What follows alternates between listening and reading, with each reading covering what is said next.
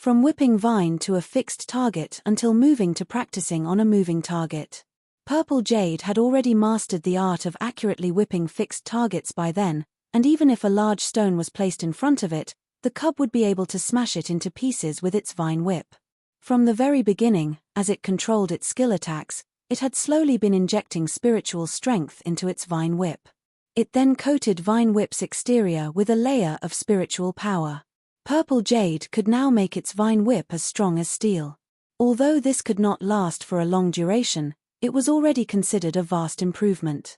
The cub practiced vine weaving by twisting and squeezing its target. This was relatively simple, but it needed to be fast and accurate. One could say that Purple Jade had improved tremendously in this aspect. As for vine whip as a spear, it was more difficult to pierce a target. The cub could pierce a tree but not basalt. Nothing could be accomplished overnight. Thus, Subai's goal today was only to let his pet master the basics. He could slowly train it further as they went. "Look, buddy." Holding 4 pebbles in both hands, he called to Purple Jade 30 meters away. "Howl." "Ovi." The cub bobbed its head while staring intently at him. He ran and threw the first stone. "Howl." Noticing his starting movement, Purple Jade also ran quickly. As Subai threw that stone, it ran fast all the way, avoiding the big trees on the road while approaching its target. Just as the cub reached its first target, its owner threw another stone in the opposite direction. Slap. A vine whip from Purple Jade ripped the stone in the air, reducing it into powdery pieces. The cub quickly dashed to the next stone that had already flown out. Just when it touched the second stone, Subai threw the third stone. Howl. Purple Jade collapsed onto the ground, screaming feebly, tired and hungry. It suddenly felt deceived by its owner. What happened to playing in the wild? Why did it become like this? It felt as if it was going to become paralyzed. Subai looked at his watch and found that it was already past 4 p.m. Although they had taken a break this afternoon, his pet had still reached its limit. In any case, his arms were also sore from throwing stones and Purple Jade was only a baby. "Good girl, look at what this is." Subai took out one set of the breakfast his mother had prepared for his pet this morning, which included the fascinating fruit and the flower-scented cow milk with wood spirit potion. Howl. Sigh, turned a. Sigh. Little Purple Jade burst into elation upon seeing the food. It climbed up and looked intently at its master. "Eat the white pearl fruit first before you drink the milk." Subai handed the fruit to it, and the cub gobbled this fruit, which was larger than the size of a thumb. It even made happy cries from time to time. It was apparently delicious. After finishing the fruit, Purple Jade drank the milk containing wood spirit potion and then jumped into Subai's arms for him to hug it to sleep. After a while, it drifted into sleep in his arms. The cub's little stomach undulated as it deeply slumbered. Union set symbol. Union set symbol, ZZZ. Subai looked down at the little cutie and shook his head. He knew that this level of training today was still a bit too much for a newly born spirit. However, the effect was obvious. His pet's spiritual power had visibly increased today. Even if he could see a pet's information, training method, and evolution stage, he could not tell whether or not a pet was strong inside. External training was just a means to help it become strong. "You can sleep well this afternoon." Back at the reservoir, Subai took out the small nest he had prepared beforehand from his backpack, placed Purple Jade on it, and covered his pet with a blanket. Looking at his pet, he thought to himself, should I train it more quickly while it's still obedient? Otherwise, it may be difficult to make it practice later on. Shaking his head, he went to a fishing spot not far away. "How was it? How many fishes did you catch today? Any silver-patterned tortoises?"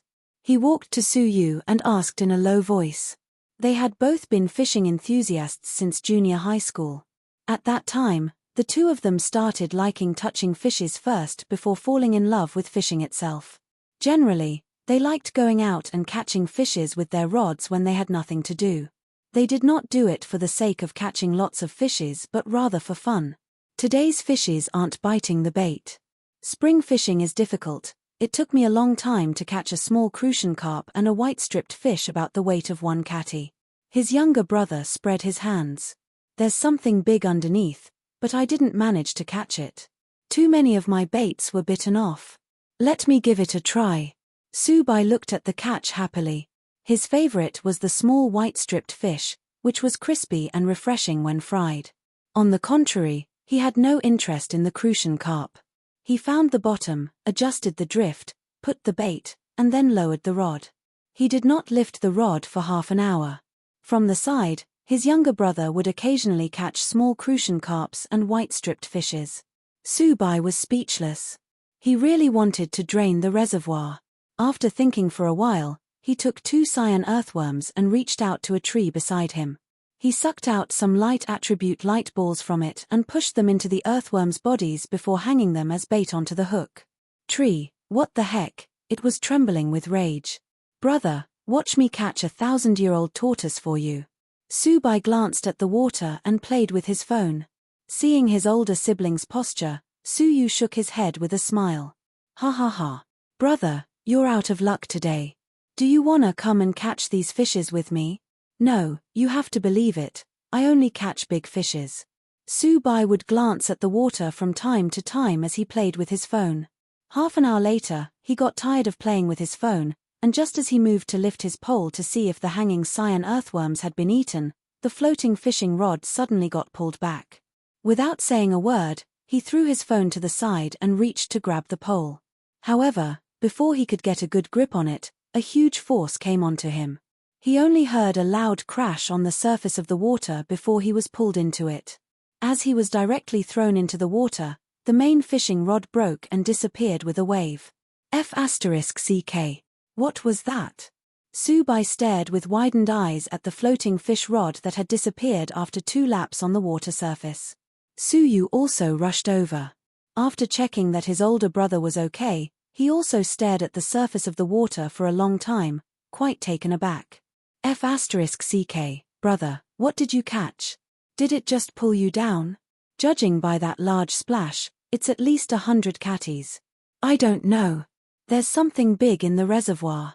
I'll bring Mom's water ripples tomorrow and let it go underwater. Subai shook his head, his heart still thumping hard. If the fishing line had been strong enough, he might have been dragged into the water depths. He had truly narrowly escaped such danger today. Howl. Purple jade woke up and bared its teeth at the water, revealing a rare brutal appearance. Subai was moved by the little cub's behavior. It was already protecting him at such a young age. Let's go, let's go. Be careful with fishing in the future, it's too dangerous. He caressed his pet and began packing up his things. It was useless to look at the water, so he had better go back to rest.